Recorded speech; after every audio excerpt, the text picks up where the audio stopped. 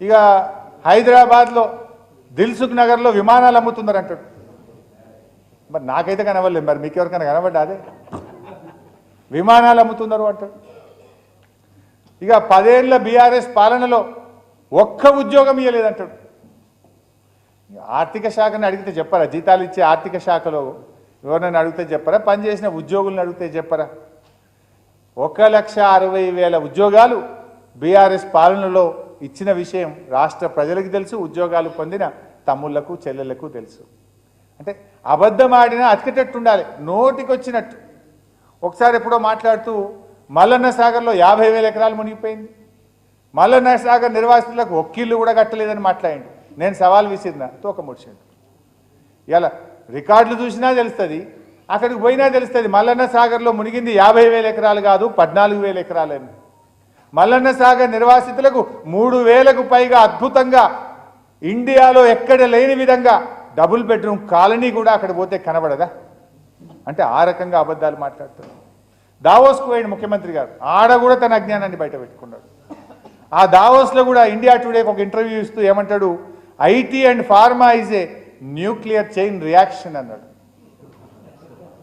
అదేందో ఆ భగవంతునికే తెలవాలి, లేదంటే ఆ రియాక్షన్ ఏందో రాహుల్ గాంధీ గారు వచ్చి చెప్పాలి. ఒకసారి ఆ వీడియో చూద్దాం, అది కూడా మీకు కూడా ఒక ఐడియా వస్తుంది. చూపి బాబు.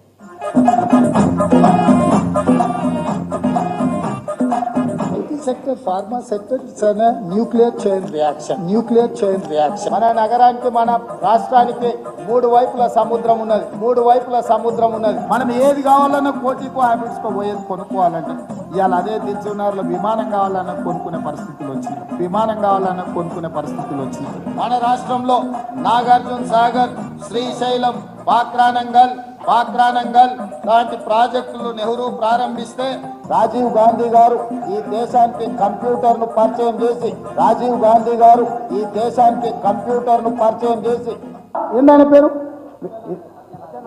సత్యనారాయణ, విప్రోకో ఇన్ఫోసిస్కో CEO సంవత్సరం. అయితే ఈ రకంగా తన పరువు తాను తీసుకోవడం కాదు, రాష్ట్రం పరువు తీసేస్తుంది. ఆ ముఖ్యమంత్రి కుర్చీకున్న పరువుని తీసేస్తున్నాడు. ఇక తిట్ల పురాణం, అది మీకు తెలియదేం కాదు. ఆ తిట్లన్నీ చూస్తుంటే నాకైతే ముఖ్యమంత్రి గారికి వాళ్ళు ఒక బిరుదు ఇవ్వాలనిపిస్తుంది. దుర్భాష దురంధరుడు. ఈ ముఖ్యమంత్రికి తప్పకుండా ఒక బిరుదు ఇవ్వాల్సిందే. దుర్భాష దురంధరుడుగా రేవంత్ రెడ్డికి మనం ఇవాళ నామకరణం చేయొచ్చు.